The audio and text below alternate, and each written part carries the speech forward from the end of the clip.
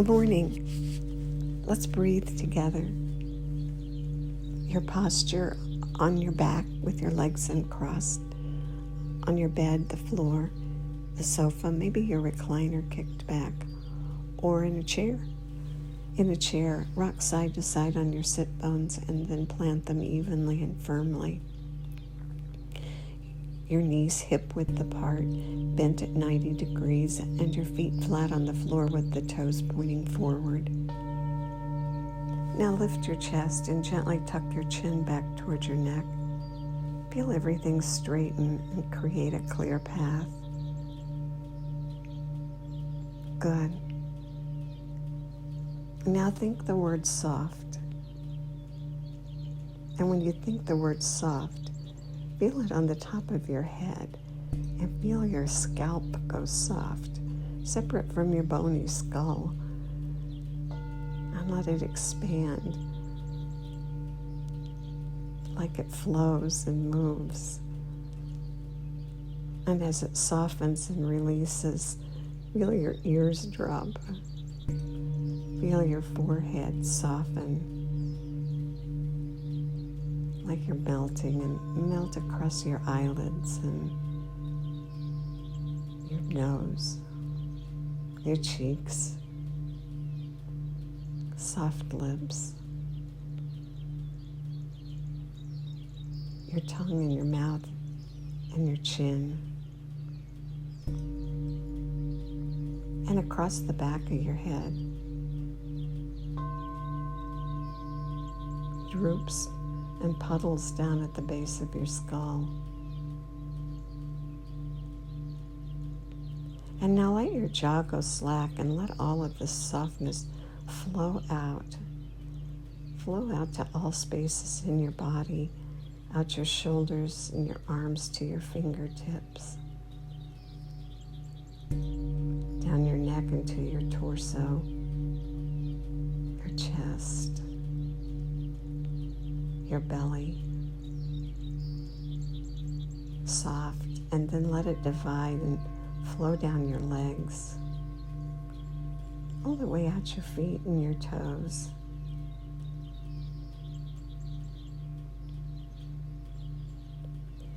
Now switch your attention of your breath from your chest to your soft belly. Pull the air in through both nostrils if you can, and pull it down to the belly and let the belly round up. Let your soft belly round up as the diaphragm gently pushes down on your internal organs. And when you fill up and get to the top, let the breath go and let it flow out. Let it flow out your nose or your mouth, and let it flow out slowly and make the exhale longer than the inhale. And then do it again. Keep the breath soft, a natural sized breath. Don't try too hard. Pull the air in through both nostrils. Let the soft belly round up. And at the top, don't be in a hurry to let the breath go, but when it needs to go, let it go. And let it flow out, mouth or nose. Maybe rounded lips, like you were blowing out something hot to help you extend the breath. And at the bottom, don't be in a hurry to breathe in again. Wait till the body says, breathe now. And continue the low, slow breath.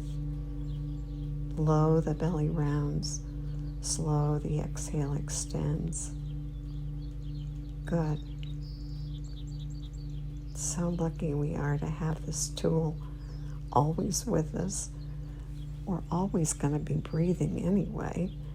And now we have the opportunity to make small changes that impact our health and well-being just by changing the way we breathe a little and reminding ourselves that the breath is our tool. And when we can't figure out what to do, here's a good answer. Breathe low and slow. Now, in the next in-breath at the top, take in 3 extra sniffs. Expand your lungs. And then as it flows out and reaches the bottom, do 3 puffs to let go of the last bit. And do that breath several times, sniffing at the top and puffing at the bottom, expanding your lung capacity.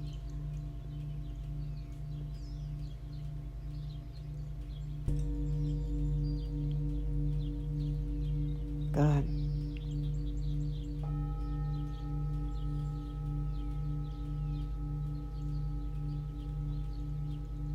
Feet are such important parts of our being.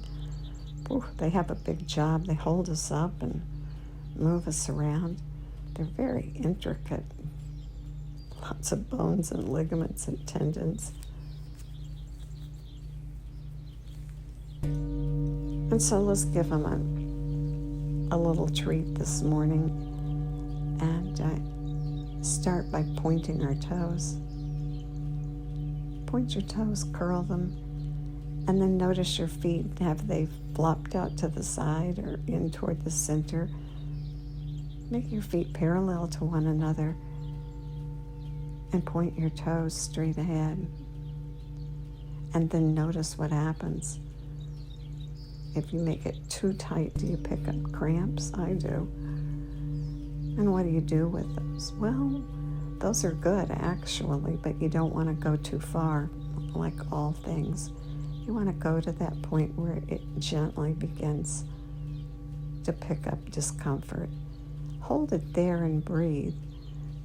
Breathe the low, slow breath and see if it gets better as you breathe. And if it does, tighten a little more. If it's too much and takes your breath away, back off and find that sweet spot, pointing your toes and breathing.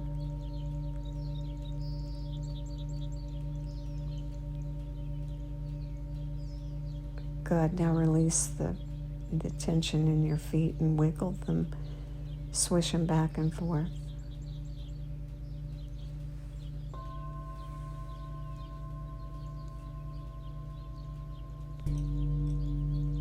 And then do it again.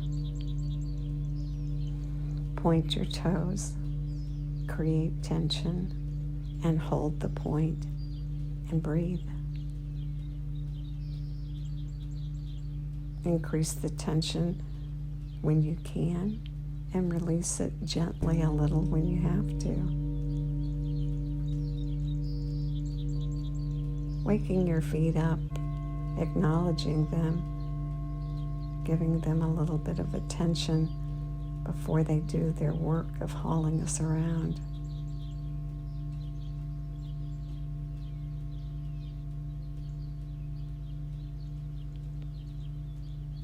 And then release the tension and release the point and wiggle your feet and let go of the tension that you created with the point.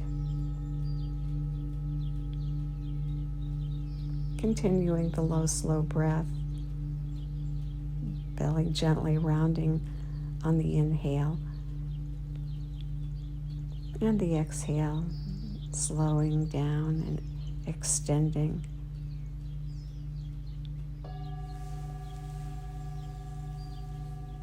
Yesterday we talked about addictions. It's not just drugs and alcohol and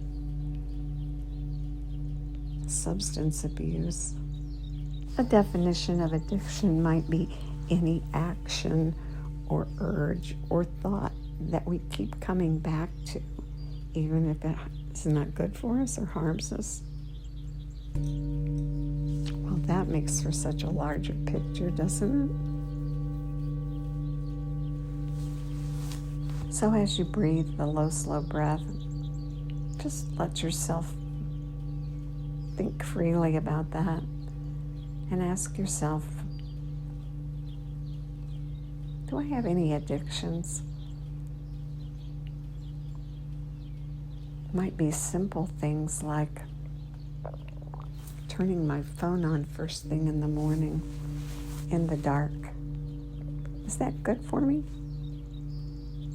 Is it a habit? It's an interesting thought. When I was a little girl, my brother told me a story. It went like this. Hey kid, the Landreth twins had this friend, and he drank lemonade and he swallowed lemon seed, and a lemon tree grew inside him and he died. I was a preschooler and my brother was like 8 or 9. So I began to have this obsession about things hurting me, and anything that happened, I would ask my mom, will it hurt me? It was driving my mother crazy. But what a great question to ask yourself. Will it hurt me? Is this helping me or is this hurting me? And it's a great checkpoint, Charlie. I remind myself when I turn my phone on in the morning to turn the light on first, because I've read that the light from the phone in the dark needs a light, an ambient light. Interesting. So as you breathe and ponder your habits and your potential addictions,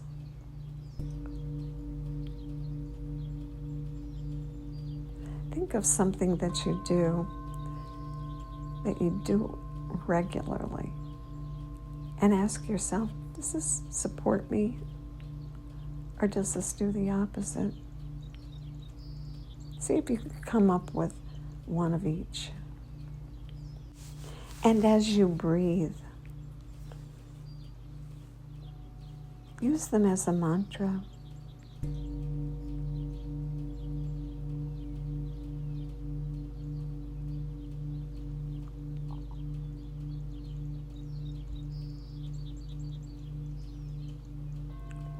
Lights on, phone on. I guess that would work for mine to remind me to form the habit of having my cell phone on in light rather than dark. And then come up with something good and do the same thing for a mantra and just breathe the low, slow breath.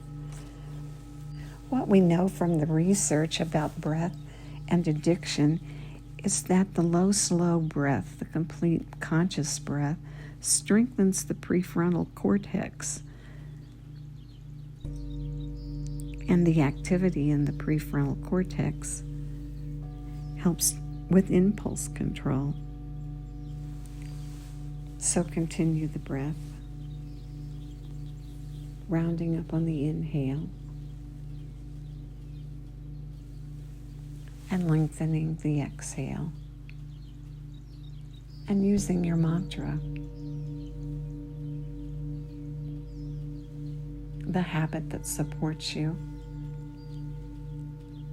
and the new habit that you want to form. And trust that the breath and the brain and your effort will create change.